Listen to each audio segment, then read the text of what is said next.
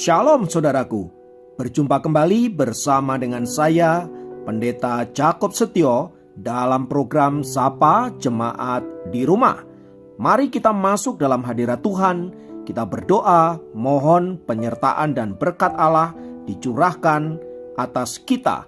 Bapa, kami menyerahkan waktu renungan firman Tuhan kali ini ke dalam tangan kasih-Mu. Mohon hikmat-Mu, mohon pencerahan daripadamu. Biarlah kami mengerti akan kehendak-Mu, supaya sepanjang hari ini menjadi hari yang diberkati, di mana kami boleh hidup seturut dengan kehendak-Mu.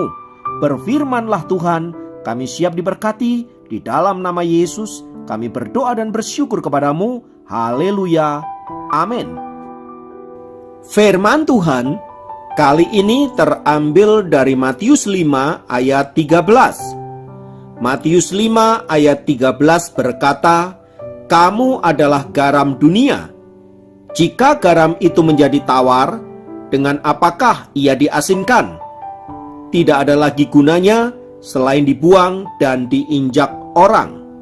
Saudaraku, garam bukanlah sesuatu yang asing bagi kita. Ia adalah kebutuhan sehari-hari bagi setiap kita. Adapun fungsi garam, di antaranya yang pertama adalah untuk memberi rasa. Sebuah makanan tanpa garam maka pasti tidak enak rasanya. Dengan kata lain, garam bagi makanan memberi rasa agar enak dan nikmat rasanya. Yang kedua, garam juga bisa berfungsi sebagai alat untuk mengawetkan bahan makanan tertentu. Ikan, bila dikasih garam, maka ia akan menjadi lebih awet. Itulah sebabnya ikan asin akan jauh lebih awet ketimbang ikan-ikan segar lainnya tanpa digarami. Yang ketiga, garam juga dapat berfungsi sebagai antiseptik.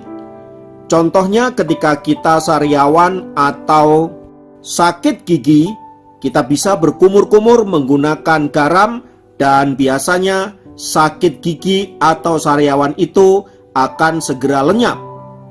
Itulah 3 dari antara fungsi-fungsi garam yang begitu beragam tersebut. Nah, Tuhan Yesus dalam khotbahnya di bukit, ia berkata kepada orang-orang yang mendengarkannya, juga termasuk kepada kita, bahwa setiap orang yang percaya, ia diibaratkan seperti garam. Itu artinya, sebagai orang percaya, kita harus menghidupi fungsi-fungsi garam sebagaimana yang telah saya sebutkan di atas. Di antaranya memberi rasa, mengawetkan, lalu juga bisa memberi kesembuhan. Tujuannya tentu saja agar dunia yang kita hidupi ini dapat melihat keselamatan yang datang daripada Tuhan.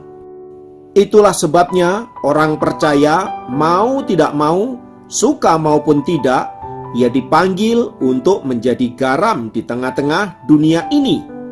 Maka sebagai garam dunia, saudaraku, setiap orang percaya harus dapat mengidentifikasi dirinya bahwa dia adalah orang-orang yang telah menerima keselamatan dan telah mengalami kelepasan daripada Allah. Itu artinya kita tidak boleh lagi hidup dalam pola yang lama. Kita juga tidak boleh lagi hidup dalam tabiat-tabiat seperti layaknya orang-orang dunia pada umumnya. Sebab bila kita adalah garam, tetapi tidak ada bedanya dengan dunia, itu artinya garam yang kita miliki itu menjadi tawar. Dan garam yang sudah menjadi tawar itu tentu saja tidak ada gunanya selain dibuang dan diinjak-injak orang. Maka bila orang percaya hidupnya masih sama seperti orang dunia, ia sesungguhnya tidak ada gunanya sama sekali. Maka supaya hidup kita benar-benar menjadi garam, kita harus hidup di dalam terang Allah yang ajaib, supaya kita dapat dirasakan oleh orang-orang di sekitar kita. Dirasakan dalam hal apa? Yang pertama, tentu saja berbicara tentang kehadiran orang percaya yang memberi warna, memberi solusi, memberi semangat, memberi dampak positif, dan lain sebagainya. Intinya, lewat kehadiran setiap kita, dunia mengalami perubahan ke arah yang lebih baik. Yang kedua, tentu saja kita dapat menjadi orang-orang yang mampu mengawetkan. Itu artinya kita tidak boleh ikut larut di dalam pembusukan-pembusukan yang dilakukan oleh dunia. Ikan tanpa digarami, dia akan cepat busuk. Demikian juga dengan dunia. Tanpa orang percaya, dia akan mengalami pembusukan. Ia akan mengalami kerusakan. Maka kehadiran orang percaya tidak boleh larut untuk ikut pembusukan dan perusakan. Melainkan kita harus menggarami semua itu supaya setiap pembusukan dan perusakan dapat diminimalisasi. Yang ketiga, berbicara tentang kesembuhan atau antiseptik bagi setiap luka yang kita alami. Artinya dengan kehadiran kita mampu menjadi pribadi yang menyembuhkan. Bukan justru sebaliknya, orang sudah terluka, malah kita bikin semakin luka. Tentu Tuhan sangat tidak menyukai hal yang demikian. Kehadiran Anda dan saya seharusnya menyembuhkan, seharusnya memulihkan, seharusnya menyegarkan dan membuat sukacita.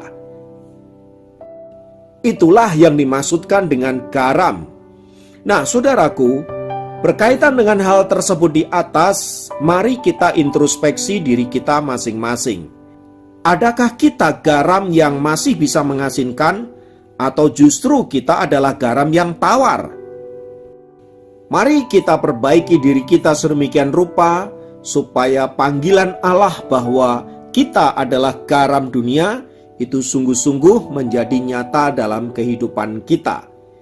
Kiranya ini menolong kita semua untuk senantiasa bertumbuh di dalam Tuhan, dan agar kehadiran kita senantiasa mempermuliakan Tuhan dimanapun kita berada, di tengah keluarga, di tengah komunitas masyarakat, di tengah-tengah dunia pekerjaan, dunia studi kita, atau bahkan di persekutuan gereja Tuhan. Biarlah kehadiran Anda dan saya senantiasa memberi warna dan membawa perubahan ke arah yang lebih baik. Tuhan memberkati, mari kita berdoa. Sungguh kami naikkan syukur buat kasih-Mu, karena Engkau memanggil kami untuk menjadi garam di tengah-tengah dunia.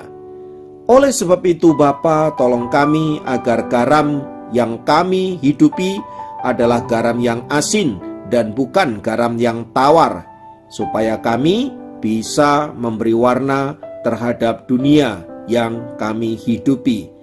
Kiranya Engkau menolong kami, dan berkat-Mu turun atas kami. Dalam nama Yesus kami berdoa dan bersyukur. Haleluya. Amin. Demikian program Sapa Jemaat kali ini. Sampai jumpa dalam program Sapa Jemaat yang lain. Tuhan Yesus memberkati. Dalam bukan kasih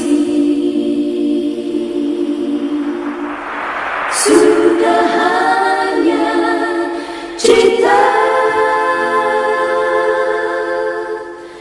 tiada yang ku rasa. Kalau bukan kasih,